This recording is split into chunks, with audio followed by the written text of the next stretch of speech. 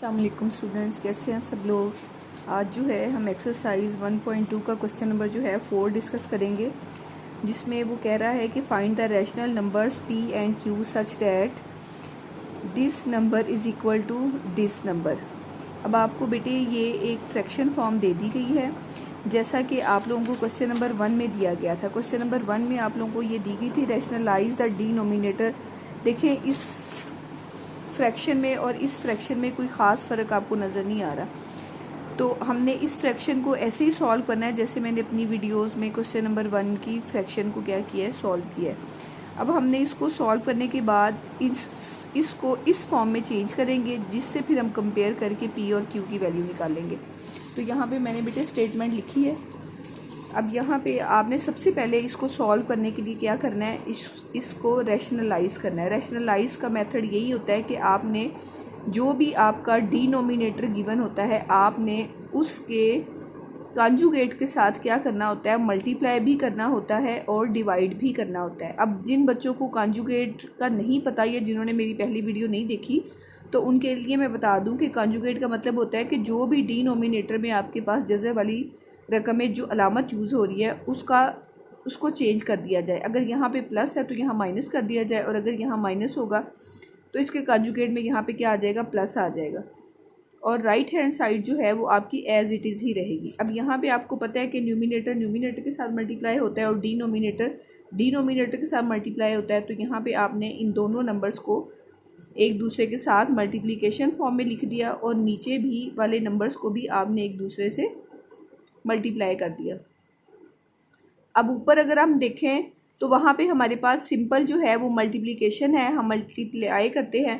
आपको पता है मल्टीप्लाई कैसे किया जाता है बेटे, फर्स्ट नंबर को फर्स्ट नंबर के साथ मल्टीप्लाई किया जाता है, फिर हम क्या करते हैं, फर्स्ट नंबर को ही सेकंड नंबर के साथ मल्टीप्लाई करते हैं।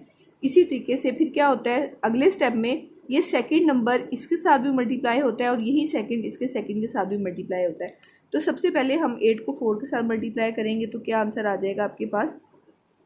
अगर मैं पहले मल्टीप्लाई नहीं करती तो डायरेक्ट नहीं करती, तो फिर आप लोगों को मैं ये बता दूं कि 8 4 के साथ मल्टीप्लाई होगा, फिर 8 जो है वो 3/√2 के साथ मल्टीप्लाई होगा। यहाँ पे माइनस का साइन है तो यहाँ पे भी माइनस का साइन आएगा। तो यहाँ पे क्या होगा, 8 जो है वो आपके 3/रूट के साथ मल्टीप्लाई होगा, फिर ये वाला अंडर रूट वाला नंबर जो है वो इसके साथ मल्टीप्लाई होगा। यहाँ पे भी माइनस का साइन है तो ये माइनस प्लस यहाँ पे क्या आ जाएगा, माइनस। और आपके पास जो 3/√2 है वो किसके साथ मल्टीप्लाई होगा बेटे, 4 के साथ। और फिर ये वाला नंबर इस नंबर के साथ मल्टीप्लाई होगा, तो साइन जब साइन के साथ मल्टीप्लाई होगा, ये माइनस इस माइनस के साथ मिलके क्या हो जाएगा, प्लस। और 3/√2 जो है वो जब 3/√2, ये दोनों नंबर्स क्या हैं, सेम है, जब इनके साथ मल्टीप्लाई होगा तो इसका क्या आ जाएगा, स्क्वायर आ जाएगा। और बेटे डिनोमिनेटर में अगर आप देखें तो ये आपके पास a + b × a - b की फॉर्म है कि दो एक जैसे नंबर्स जब ऐड भी हो रहे हो और सब्ट्रैक्ट भी हो रहे हो, तो हम उनको क्या करते हैं, फर्स्ट नंबर का स्क्वायर माइनस सेकंड नंबर का जो है ना वो स्क्वायर लिख देते हैं। ये फार्मूला अगर आप लोगों को बेटे याद हो तो मैंने कई दफ़ा आपको बताया है, और इसकी बेटे ये right hand side as it is ही साथ साथ चलेगी।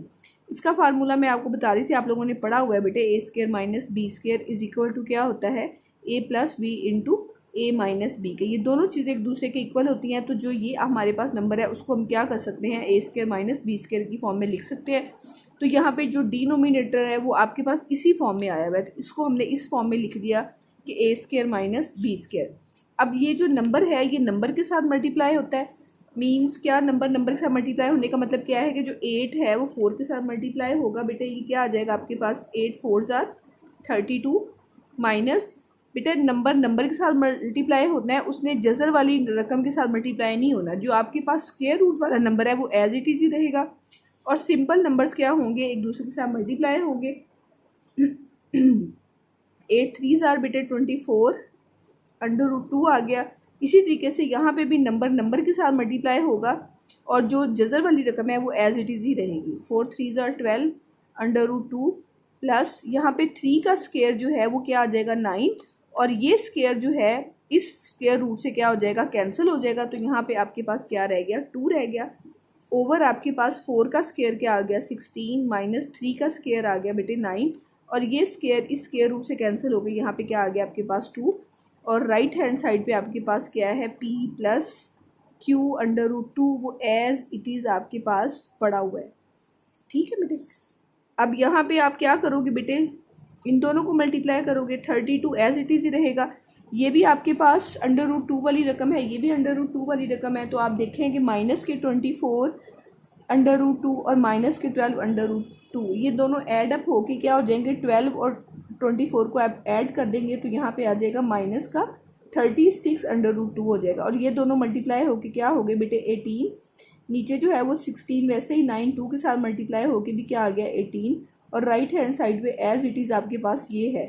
अब ये नंबर इस नंबर के साथ जब ऐड डाउन होगा तो यहाँ पे 32 और 18 को हम ऐड करेंगे तो यहाँ पे आ जाएगा 50 ओवर आ गया बेटे आपके पास -2 is equal to P plus under root 2। अब आप क्या करेंगी, ये -2 है तो ऊपर से भी क्या किया जा सकता है, 2 कॉमन लिया जा सकता है। यहाँ पे -2 है तो आप यहाँ पे भी माइनस का 2 कॉमन ले लें, माइनस का 2 कॉमन ले लेंगे तो यहाँ पे जो है वो 25 आ जाएगा। लेकिन क्या आ जाएगा माइनस का 25, क्योंकि यहाँ पे प्लस था ना, तो जो प्लस में से माइनस हमने कॉमन लिया तो जो प्लस वाला नंबर है वो क्या हो जाता है, माइनस हो जाता है। और जब ये माइनस वाले नंबर से हमने माइनस कॉमन ले लिया तो यहाँ वाला नंबर क्या हो जाएगा, प्लस हो जाएगा। और जब 36 में से 2 कॉमन ले लिया गया तो यहाँ पे फिर क्या आ जाएगा आपके पास 18 आ जाएगा, क्योंकि 2 18 क्या होता है बेटे 36 होता है।